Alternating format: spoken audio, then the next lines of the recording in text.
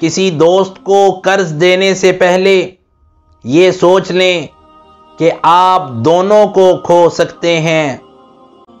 وہ غم جس کے ملنے پر آپ کا رجوع اللہ کی طرف ہو جائے، اس خوشی سے 1000 درجے بہتر ہے جس کے ملنے پر آپ اللہ کو بھول جائیں۔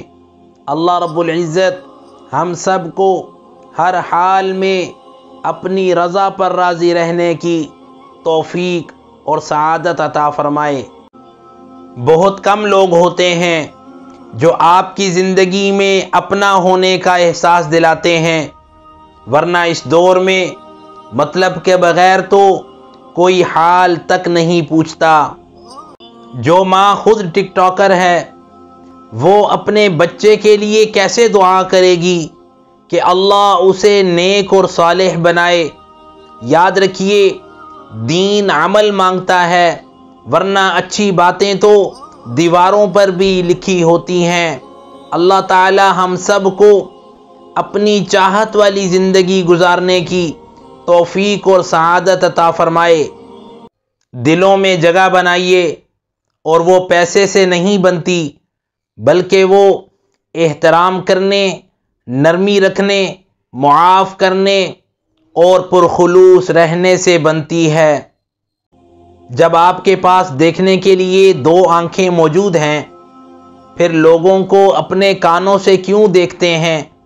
لوگوں کے ساتھ ویسا سلوک کریں جیسے آپ انہیں خود دیکھتے ہیں، نہ کہ ویسا جیسا آپ ان کے بارے میں سنتے ہیں۔ اللہ سبحانہ و تعالی ہم سب کو دوسروں کی باتوں میں آنے کے بجائے ہر ایک کو خود سے اچھا سمجھنے کی توفیق عطا فرمائے۔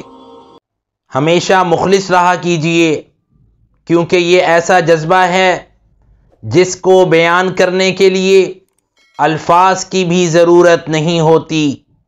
دولت کے پیچھے بھاگنے والے سب لوگ دولت مند نہیں بن سکتے، لیکن دین کے پیچھے بھاگنے والے دیندار ضرور بن جاتے ہیں۔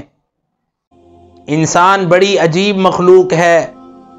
یہ جانور کو مصیبت میں دیکھ لے تو برداشت تک نہیں کر پاتا، لیکن افسوس انسان کو خود مصیبت میں مبتلا کر کے خوش ہوتا ہے۔ اللہ تعالی سب کو احساس عطا فرمائے اور دوسروں کو ہر حال میں خوشی، راحت، مسرت اور سہولت پہنچانے کی توفیق عطا فرمائے۔